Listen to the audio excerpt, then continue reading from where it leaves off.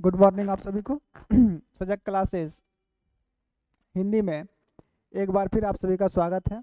तो आधुनिक काल में भारतेंदु युग समाप्त हो चुका है, द्विवेदी युग समाप्त हो गया और आज हम लोग छायावाद की ओर प्रस्थान करते हैं। तो छायावाद में आज छायावाद को शुरू से देखते हैं क्योंकि ये पहली क्लास है। तो आज सबसे पहले छायावाद की समय सीमा, छायावाद के नामकरण, विद्वानों के अनुसार अन्य नाम, छायावाद के उदय का कारण, छायावाद के प्रमुख कवि, छायावाद की रचनाएं, छायावाद की विशेषता, इन सभी चीज़ों पर आज बात करेंगे। तो ये क्लास थोड़ी सी लंबी होगी और आप लोग धैर्य बना के रखें क्योंकि ये परीक्षा की दृष्टि से बहुत महत्वपूर्ण है। छायावाद ऐसा एक कोई एग्जाम नहीं है हिंदी का जिसमें छायावाद से प्रश्न ना हो। और छायावाद के जो कवि हैं वो सभी के सभी महत्वपूर्ण कवि हैं, चाहे प्रसाद रहे, निराला रहे, पंत रहे। ठीक है, ये तो बृहद चतुष्टय में आ गए।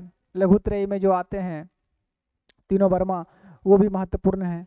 तो उन सभी चीज़ों पर हम लोग बात करेंगे। छायावाद के जो भी कवि हैं उनकी संपूर्ण रचनाओं को देखते चलेंगे और उन रचनाओं में क्या है वो सभी पर हम लोग चर्चा करेंगे। तो छायावाद का ये पहली क्लास है, छायावाद शुरू करते हैं। पहले ये समझिए कि छायावाद है क्या, छायावाद का समय सीमा क्या है, आरंभ क्या है, समापन क्या है, इन सभी महत्वपूर्ण तथ्यों पर बात करते हैं। तो छायावाद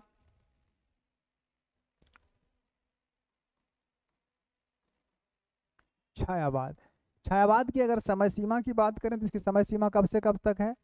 1918 से 1936 ईस्वी तक। 1918 से 1936 ईस्वी तक का जो समय है वो कहा जाता है छायावाद। ठीक है, छायावाद की समय सीमा अगर आरंभ देखें कि आरंभ कब से हुआ है, छायावाद के समय सीमा का आरंभ क्या है और आरंभ किससे माना जाता है, तो आरंभ तो 1918 से है। अर्थात 18 में क्या हुई थी, प्रसाद जी की जो रचना थी झरना, उसका प्रकाशन वर्ष क्या है, 18 है। और समापन क्या है, 1936 में जब प्रगतिशील लेखक संघ की स्थापना हो गई और प्रगतिशील लेखक संघ का प्रथम अधिवेशन किया गया जिसके अध्यक्ष मुंशी प्रेमचंद जी थे, तो वो माना जाता है कि ये समापन है क्योंकि इसके बाद प्रगतिवाद आरंभ हो जाता है। और पंत की रचना जो युगांत थी, जो प्रथम छायावादी, प्रथम प्रगतिवादी रचना भी कहलाती है और युगांत 1936 में प्रकाशित होती है, तो वहां से माना जाता है कि प्रगतिवाद आरंभ हो गया। तो पहले आरंभ देख लीजिए कि आरंभ क्या है। आरंभ प्रसाद जी की रचना, प्रसाद यानी जयशंकर प्रसाद, प्रसाद जी की रचना, बारीकी से एकदम चलना, एक चीज को पढ़ना है। प्रसाद जी की रचना झरना से माना जाता है। रचना झरना, झरना कब, 1918 ईस्वी, 1918 ईस्वी से। ठीक है, प्रसाद जी की रचना झरना 1918 से, इसका क्या होता है, आरंभ। और अगर अंत देखें या समापन देखें, छायावाद की जो समय सीमा है उसका अंत अगर देखें तो अंत क्या है, तो अंत है 1936 ईस्वी में। 1936 ईस्वी में प्रगतिशील लेखक संघ, प्रगतिशील लेखक संघ, प्रगतिशील लेखक संघ के प्रथम अधिवेशन, के प्रथम अधिवेशन,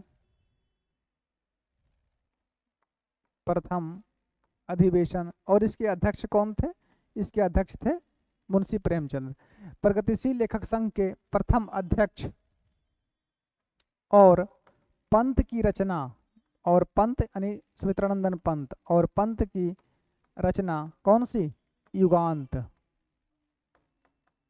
और पंत की रचना युगांत कब थी, 1936 ईस्वी, 1936। और पंत की रचना 1936 से क्या होता है, छायावाद, छायावाद का अंत, या इसको समापन बोल सकते हैं, छायावाद का अंत या समापन माना जाता है, माना जाता है। ये बात हो गई किसके बारे में, इसके बारे में कि आरंभ कब है, तो आरंभ 1918। क्यों, क्योंकि प्रसाद जी की जो रचना थी झरना उससे। और अंत क्या है, 1936 में प्रगतिशील लेखक संघ के जो प्रथम अधिवेशन कहाँ हुआ था,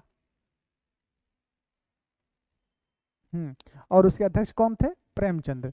तो प्रेमचंद अध्यक्ष थे और उसी में पंत की जो रचना थी युगांत, युगांत से छायावाद का अंत माना जाता है। तो ये तो था छायावाद का आरंभ और अंत। छायावाद की जो सर्वमान्य समय सीमा है वो कब से कब तक है? वो भी 1918 से 1936 तक है। डॉक्टर नगेंद्र छायावाद का समय सीमा कब से कब तक माने हैं? डॉक्टर नगेंद्र एक एकलौते विद्वान हैं जिनका मानना है कि छायावाद की जो समय सीमा है वो 1918 से लेकर 1938 तक है, लेकिन सर्वमान्य मत क्या है? 1918 से 1936। और डॉक्टर नगेंद्र क्या मानते हैं? 1938 तक। लिख सकते हैं डॉक्टर नगेंद्र, डॉक्टर नगेंद्र छायावाद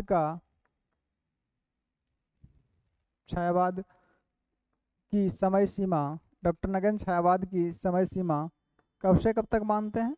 1918 से 1938 तक। ये इनका मानना है। किनका? डॉक्टर नगेंद्र जी का। कि डॉक्टर नगेंद्र का मानना है कि छायावाद का जो समय सीमा है वो कब से कब तक है? तो वो समय सीमा जो छायावाद का ये मानते हैं वो 1918 से 1938 तक मानते हैं। ये 2 वर्ष ज़्यादा लेके चलते हैं।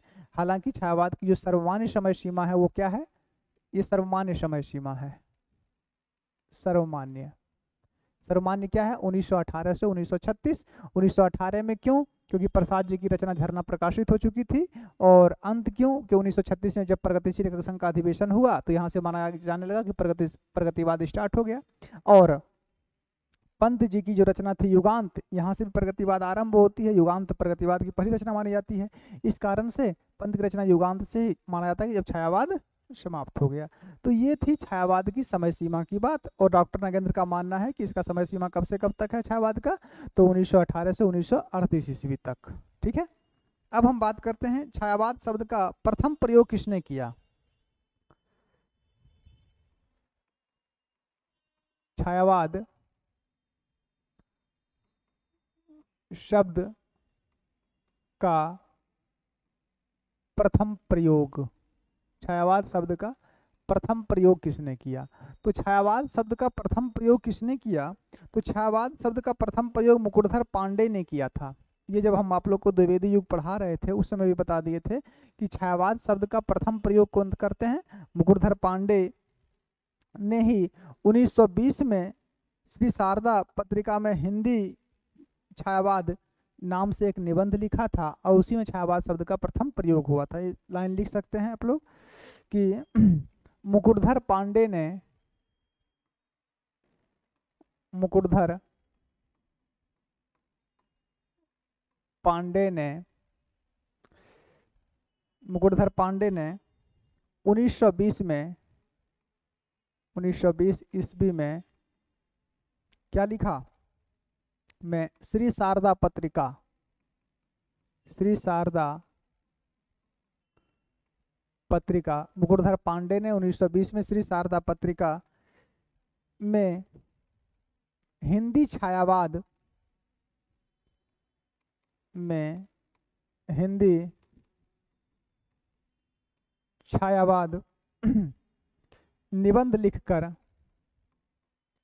हिंदी छायावाद निबंध लिखकर मुकुटधर पांडे ने 1920 ईस्वी में श्री शारदा पत्रिका में हिंदी छायावाद, ये क्या था? एक निबंध था। हिंदी छायावाद निबंध लिखकर सर्वप्रथम छायावाद शब्द का प्रयोग किया, छायावाद शब्द का प्रयोग किया। सर्वप्रथम छायावाद शब्द का प्रयोग किया। किसने किया? तो मुकुटधर पांडे ने किया। और कब किया? तो 1920 ईस्वी में श्री शारदा पत्रिका में एक निबंध लिखा जिसका नाम था हिंदी छायावाद। तो हिंदी छायावाद में तो छायावाद शब्द तो आ गया। तो मुकुटधर पांडे ने ही 1920 ईस्वी में इस शब्द का सर्वप्रथम प्रयोग किया। अच्छा, छायावाद शब्द का दूसरा प्रयोग किसने किया? तो छायावाद शब्द का दूसरा प्रयोग सुशील कुमार ने किया था। लिख सकते हैं छायावाद शब्द का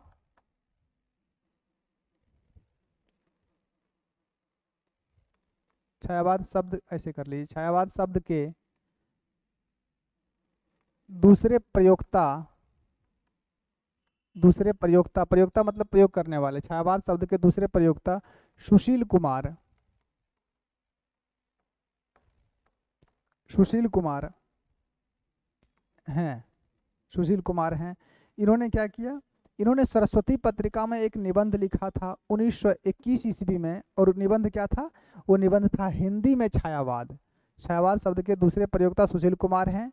इन्होंने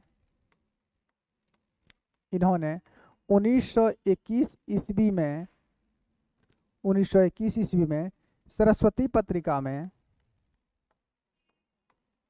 ये याद रखेंगे कौन सी पत्रिका में है, तो 1921 ईस्वी में सरस्वती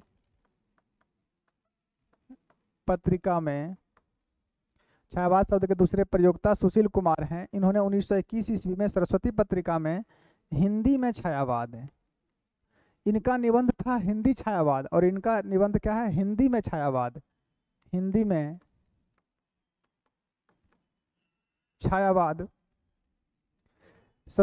छायावाद शब्द के दूसरे प्रयोक्ता सुशील कुमार हैं। इन्होंने 1920 ईस्वी में सरस्वती पत्रिका में हिंदी में छायावाद, हिंदी में छायावाद नामक निबंध लिखा, निबंध लिखा। तो इससे तो ये पता चल गया है कि छायावाद शब्द का प्रथम प्रयोक्ता कौन है, तो प्रथम प्रयोक्ता मुकुटधर पांडे हैं। कब किया, 1920 ईस्वी में। किस पत्रिका में, श्री शारदा में। निबंध क्या था, हिंदी छायावाद। दूसरे प्रयोक्ता कौन है, सुशील कुमार। इन्होंने कब लिखा, 1921 ईस्वी में। कौन सी पत्रिका, सरस्वती में। निबंध का नाम क्या था, हिंदी में छायावाद। स्पष्ट हो गया दोनों की बात। अब हम बात करते हैं छायावाद के उदय के कारण, कि छायावाद क्यों आया, छायावाद क्या है, इस बारे में बात नहीं कर रहे हैं, इस बारे में आगे बात करेंगे, और बहुत सारे विद्वानों की परिभाषा देखेंगे। अभी हम देख रहे हैं छायावाद के उदय के कारण, ठीक है। उदय के कारण देखने के पश्चात ही हम लोग छायावाद की परिभाषा देखेंगे, ठीक है।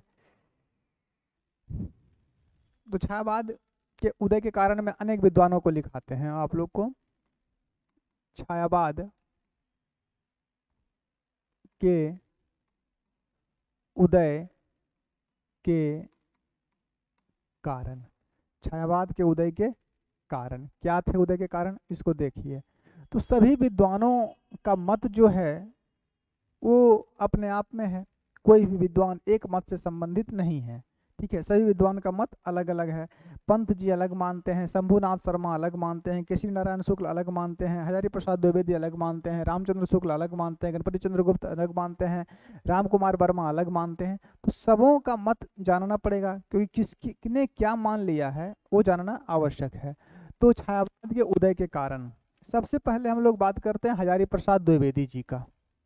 किनका बात कर रहे हैं, आचार्य हजारी प्रसाद द्विवेदी। नंबर 1 में लिखिए, आचार्य हजारी प्रसाद द्विवेदी। ये महाप्रभु छायावाद के उदय का कारण क्या मानते हैं, इनका क्या मत है कि हिंदी में छायावाद क्यों आया था, क्या उदय का कारण था, ये इनके अनुसार देख लेते हैं। इनका मानना सीधा है कि हिंदी में जो छायावाद आया वो अंग्रेजी साहित्य के प्रभाव स्वरूप आया।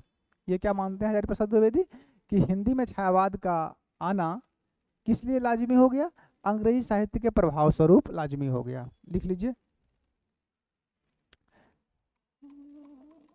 अंग्रेजी साहित्य के प्रभाव स्वरूप, अंग्रेजी साहित्य के प्रभाव स्वरूप हिंदी में छायावाद आया। ये किसने माना, आचार्य हजारी प्रसाद द्विवेदी ने माना। नंबर 2 बात करते हैं आचार्य रामचंद्र शुक्ल का। आचार्य रामचंद्र शुक्ल, शुक्ल बाबा का मानना क्या है, इनको भी देख लेते हैं। शुक्ल जी का मानना है कि, और शुक्ल जी ने जो माना है ना, वो मत इन्होंने जो दिया है, शुक्ल जी ने जो मत दिया है वो मत द्विवेदी जी के विरोध में दिया है। द्विवेदी जी की जो मत थी अंग्रेजी साहित्य के प्रभाव स्वरूप, उसी की प्रतिक्रियात्मक जवाब इन्होंने दिया है। और क्या जवाब दिया है? इन्होंने बोला है कि पाश्चात्य प्रतीकवाद, पाश्चात्य प्रतीकवाद, पाश्चात्य प्रतीकवाद का प्रभाव, पाश्चात्य प्रतीकवाद का प्रभाव, एक मत तो इनका ये है कि पाश्चात्य प्रतीकवाद के प्रभाव स्वरूप हिंदी में छायावाद आया। दूसरा मत क्या है? दूसरा है कि द्विवेदी जी की मान्यताओं के प्रति प्रतिक्रिया इन्होंने दी है। ये प्रतिक्रिया इन्होंने क्यों दी है? क्योंकि द्विवेदी जी जब मानते हैं कि अंग्रेजी साहित्य के प्रभाव स्वरूप आया, तो ये बोलते हैं कि नहीं, ये पाश्चात्य प्रतीकवाद के प्रभाव स्वरूप हिंदी में आया। अगर हम प्रसाद जी की बात करें, जयशंकर प्रसाद की, कि इनका मत क्या है? जयशंकर प्रसाद, जयशंकर प्रसाद, प्रश्न तो इनसे पूछा ही जाएगा, इसमें कोई शंका नहीं है। ये क्या मानते हैं कि छायावाद क्यों आया हिंदी में? तो इनका मानना है कि कवियों की अंतर्मुखी प्रवृत्ति, कवियों की अंतर्मुखी प्रवृत्ति, कवियों की अंतर्मुखी प्रवृत्ति, ठीक है, इनका मानना है कि कवियों की अंतर्मुखी जो प्रवृत्ति है, कवि अपनी तथ्यों को, अपनी बातों को स्पष्ट ना बोलकर अंदर ही अंदर जब रखने लगे, इस कारण से हिंदी में छायावाद आया। और इसी से रहस्यवाद का भी जन्म होता है, क्योंकि छायावाद में रहस्यवाद तो है ही। तो ये कौन हो गए? प्रसाद जी। नंबर 4 पर आइए और लिखिए डॉक्टर नागेंद्र। अगर डॉक्टर नागेंद्र को देखें कि ये क्या मानते हैं, तो इनका मत भी जरूरी है। डॉक्टर नागेंद्र का मत क्या है? ये क्यों मानते हैं कि हिंदी में छायावाद किस लिए आया? तो इनका मानना है कि स्थूल के प्रति, स्थूल के प्रति क्या था? विद्रोह भाव था, विद्रोह भाव, स्थूल के प्रति विद्रोह भाव। यहाँ पे स्थूल क्या है और सूक्ष्म क्या है वो आगे समझ में आएगा। स्थूल के प्रति विद्रोह, विद्रोह भाव, स्थूल के प्रति विद्रोह के भाव के कारण हिंदी में क्या आया? छायावाद आया। किनका मत है? ये डॉक्टर नगेंद्र जी का मत है। डॉक्टर नगेंद्र के बाद 5वें विद्वान का नाम लिखिए, पंत, सुमित्रानंदन पंत। सुमित्रानंदन पंत, ये क्या मानते हैं? यह हिंदी में जो छायावाद आया वो किसके स्वरूप आया? इनका मत अगर देखें तो इनका मत है कि रविंद्रनाथ टैगोर के प्रभाव और स्थूल के प्रति विद्रोह भाव, ये दोनों मत मानते हैं। इनका मत जो है वो दो है। एक मत तो ये है कि रविंद्रनाथ टैगोर, रविंद्रनाथ टैगोर का प्रभाव हिंदी साहित्य में जब छायावाद आया तो क्यों आया? रविंद्रनाथ टैगोर के प्रभाव स्वरूप आया। और दूसरा मत इनका क्या है? इनका दो मत है। दूसरा मत है कि स्थूल के प्रति, स्थूल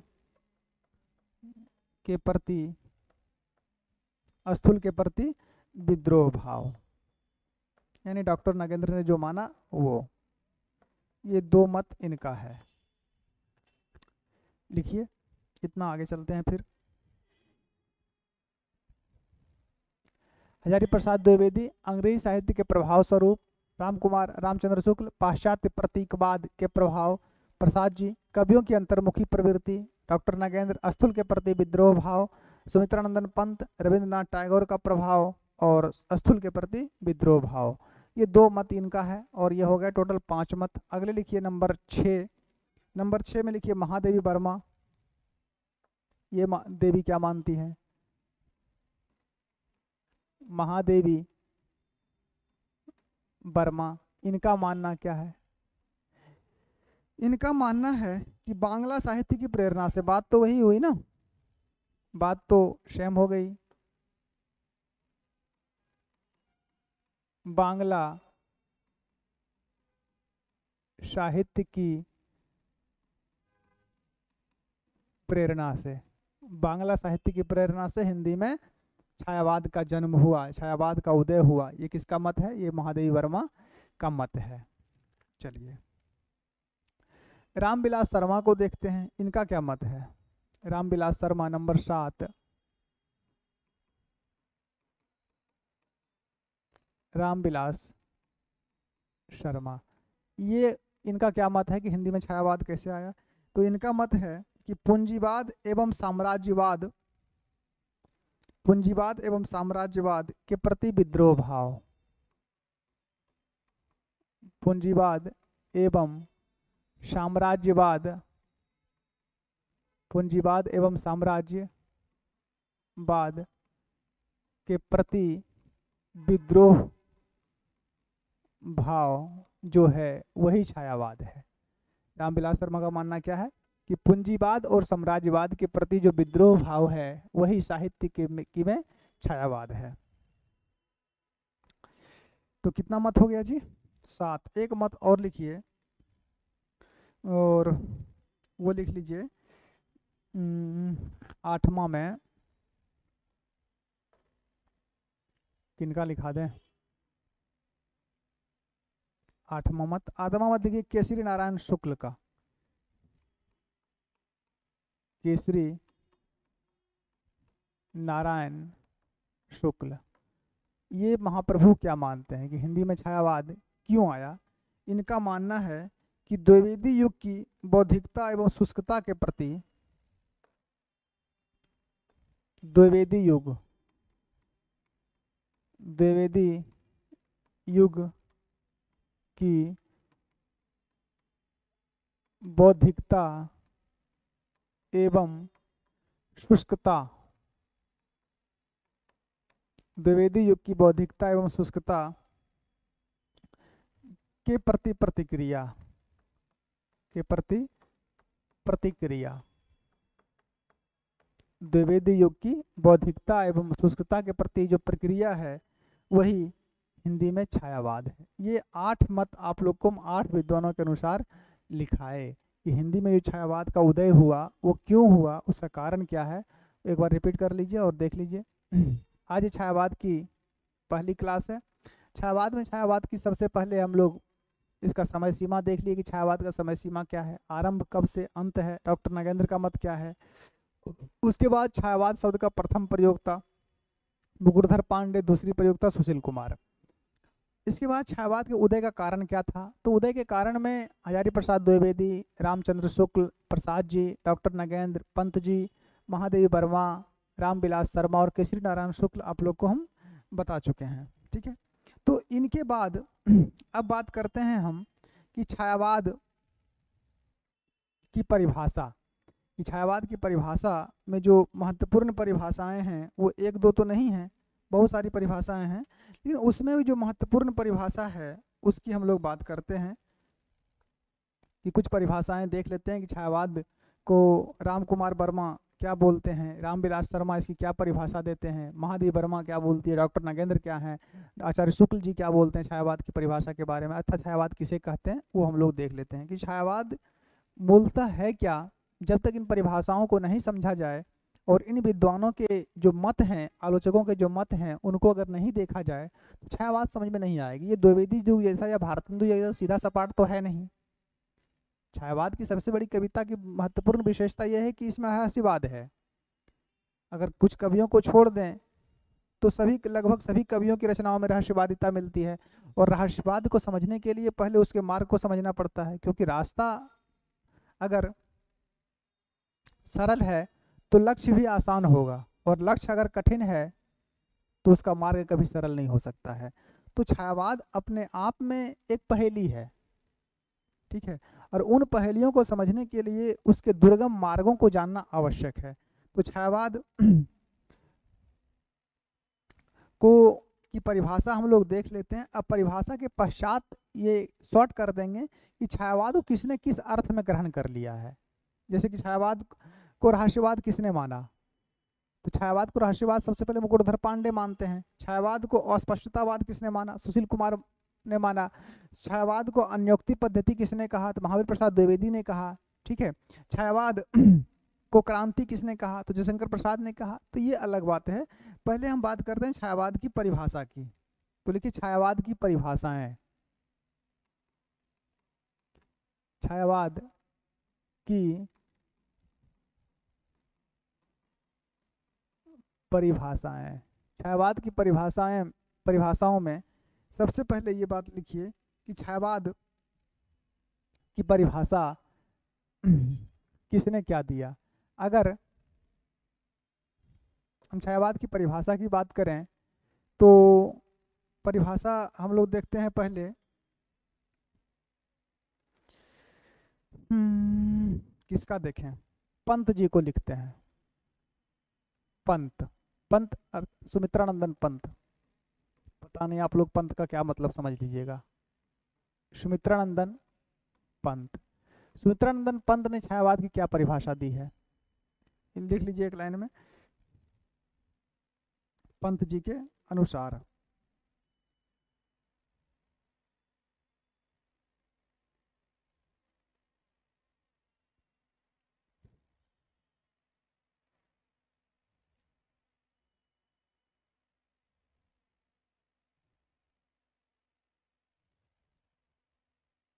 लिखिए इन्होंने क्या कहा। इन्होंने कहा छायावाद का रहस्यवाद, छायावाद का रहस्यवाद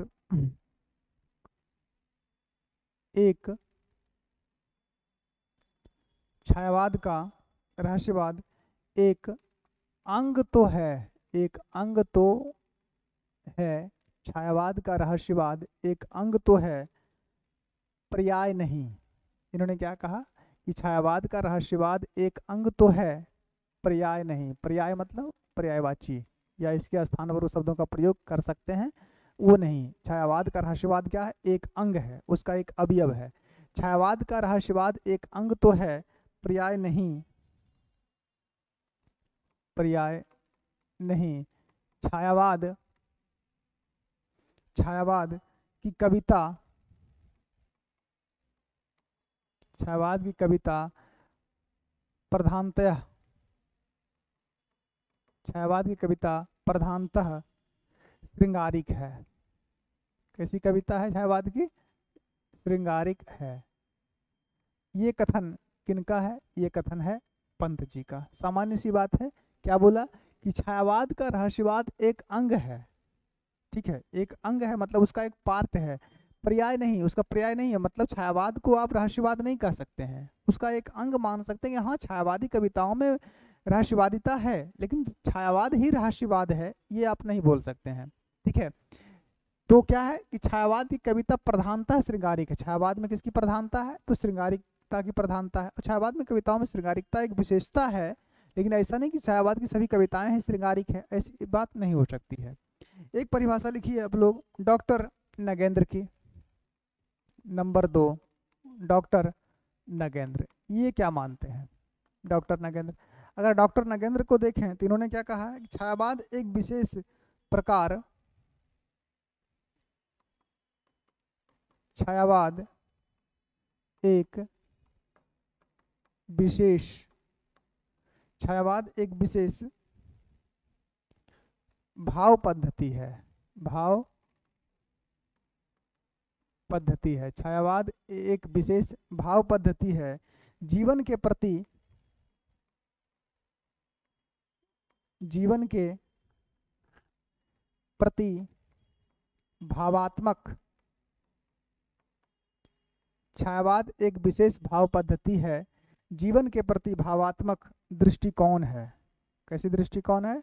तो भावात्मक दृष्टिकोण है, भावात्मक दृष्टिकोण है। यह परिभाषा किसने दिया? डॉक्टर नगेंद्र ने दिया। क्या बोला कि छायावाद एक विशेष भाव पद्धति है, यानी कि भाव की एक पद्धति है, एक शैली है, एक रीति है, और जीवन के प्रति भावात्मक दृष्टिकोण ही क्या है? छायावाद है। ये कथन किनका है? डॉक्टर नगेंद्र का है, ठीक है। प्रसाद जी ने क्या कहा इसके बारे में? नंबर 3 जयशंकर प्रसाद। जयशंकर प्रसाद की परिभाषा क्या है छायावाद के बारे में, ये देख लेते हैं। जयशंकर प्रसाद है, इनकी परिभाषा में थोड़ी सी जान है। क्या जान है?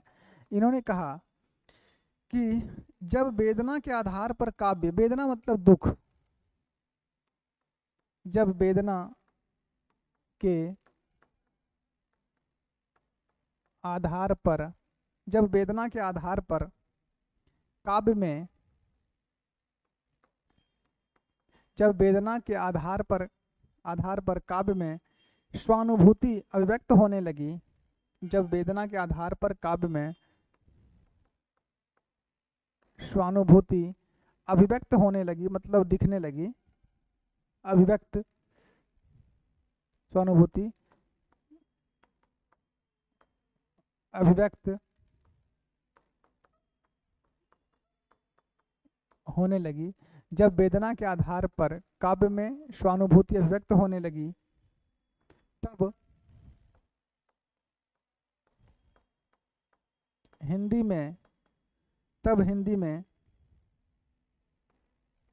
इसे छायावाद के नाम से, छायावाद के नाम से अभिहित किया गया, छायावाद के नाम से अभिहित। जब वेदना के आधार पर काव्य में स्वानुभूति अभिव्यक्त होने लगी, तब हिंदी में इसे छायावाद के नाम से अभिहित किया गया। क्या किया गया? अभिहित। अभिहित का मतलब पुकारा जाने लगा, बोल, नाम दे दिया गया, अभिहित किया गया, अभिहित किया गया।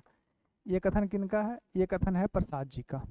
कितना कथन हुआ? 3। और आगे लिखते हैं, इसको लिखिए, ये सब महत्वपूर्ण चीजें हैं।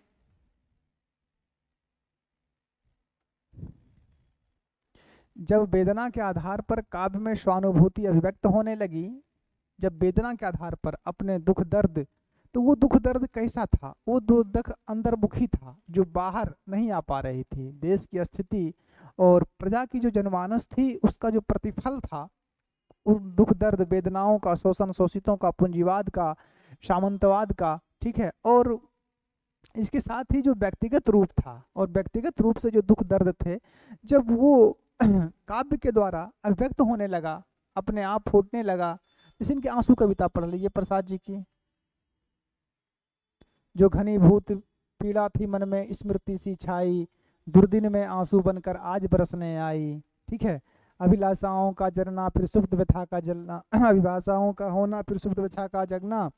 तो ये सब कविताएं जो आने लगी प्रसाद जी की, तो इसमें क्या थी कि अपनी अभिव्यक्ति की, अपनी जो दुख थी, वेदना थी, संताप थे, उसको इन्होंने काव्य का माध्यम दिया। उसी तरह मैं निर्भरी दुख की बदली कविता देख लीजिए, किनकी? महादेव वर्मा जी की। तो क्या है? अपनी दुखों को वो अभिव्यक्त कर रही है। वही बात है कि जब वेदना के आधार पर काव्य में स्वानुभूति अभिव्यक्त होने लगी, तब हिंदी में इसे छायावाद के नाम से अभिहित किया गया। तब उसे साहित्य में क्या नाम दे दिया गया? छायावाद नाम दे दिया गया, ठीक है। तो ये प्रसाद, किसकी परिभाषा है? प्रसाद जी की। प्रसाद जी के बाद अगली परिभाषा लिखिए महादेवी वर्मा की। कितना नंबर हुआ था जी? नंबर 3। नंबर 4 में लिखिए महादेवी वर्मा।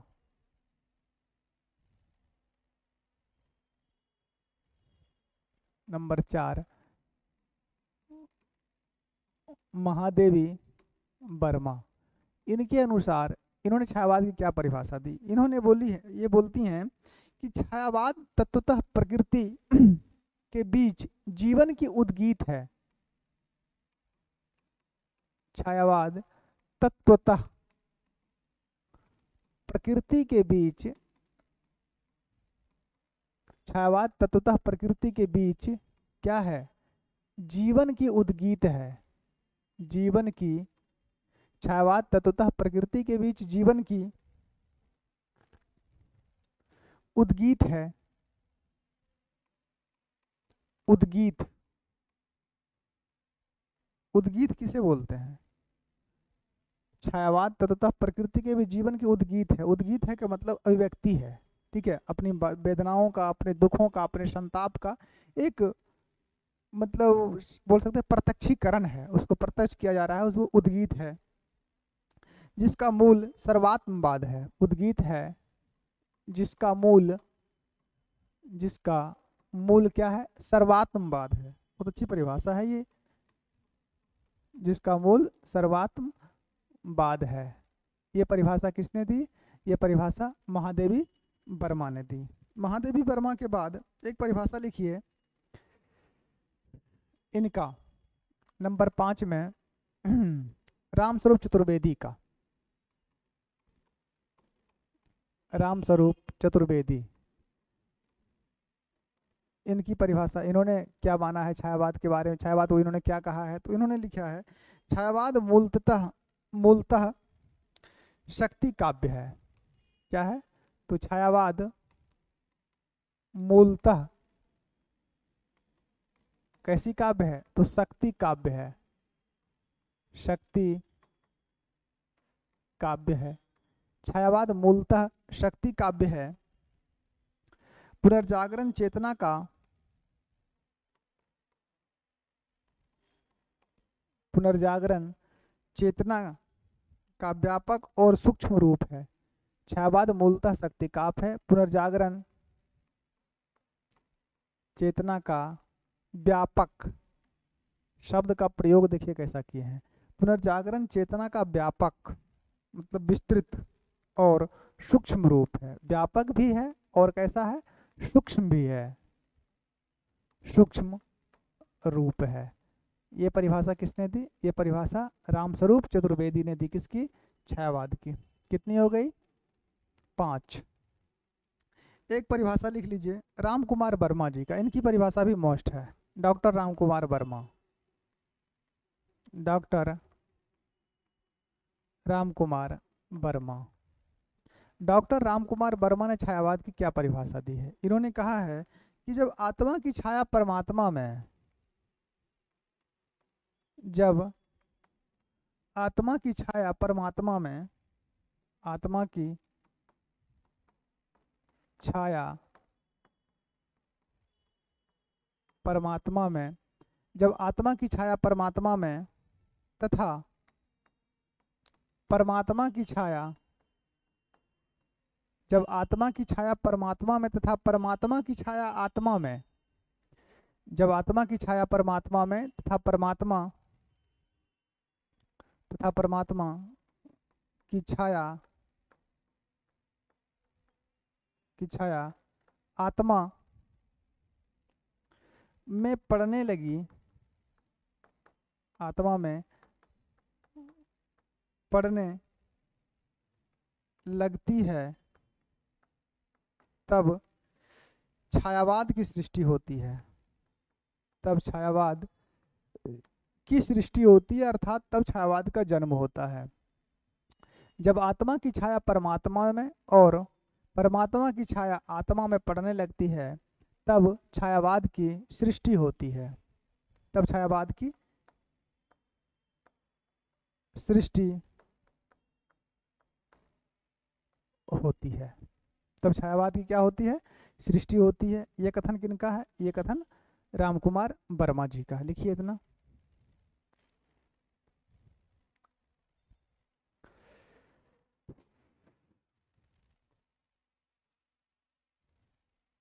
कितना हुआ? 6 हुआ ना। कुछ परिभाषाएं और लिखिए।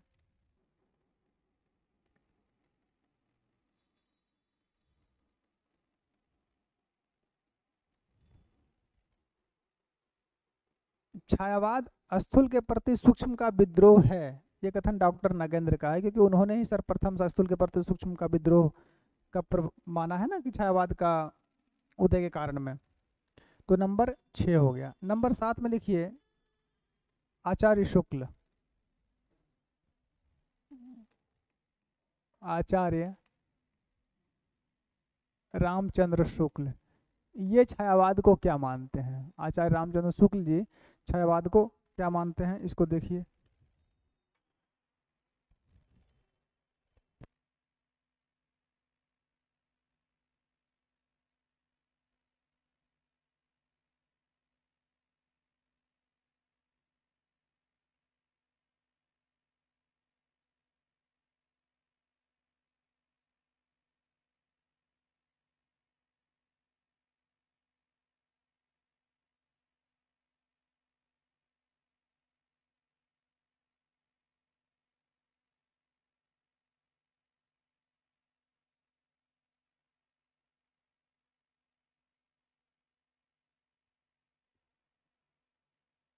आचार्य शुक्ल की परिभाषा हम लोग अब अगले क्लास में देखेंगे। कुछ इमरजेंसी काम आ गया है, इस वजह से मुझे जाना पड़ेगा। तो हम लोग जो परिभाषा देख रहे थे छायावाद की, तो छायावाद में हम लोग लगभग कितनी परिभाषा देखे हैं? 6, राम कुमार वर्मा तक। अगले क्लास में हम लोग परिभाषा देखेंगे शुक्ल जी की। तो आज यहीं तक रहने दीजिए, अगले क्लास में हम लोग मिलते हैं कि कुछ ज़रूरी काम है। तो अगला क्लास फिर यहीं से शुरू होगा, यानी कि छायावाद की पहली क्लास है, दूसरी क्लास में फिर आप लोग को शुक्ल जी की परिभाषा से आगे हम लोग बढ़ेंगे। आज के लिए इतना ही, धन्यवाद।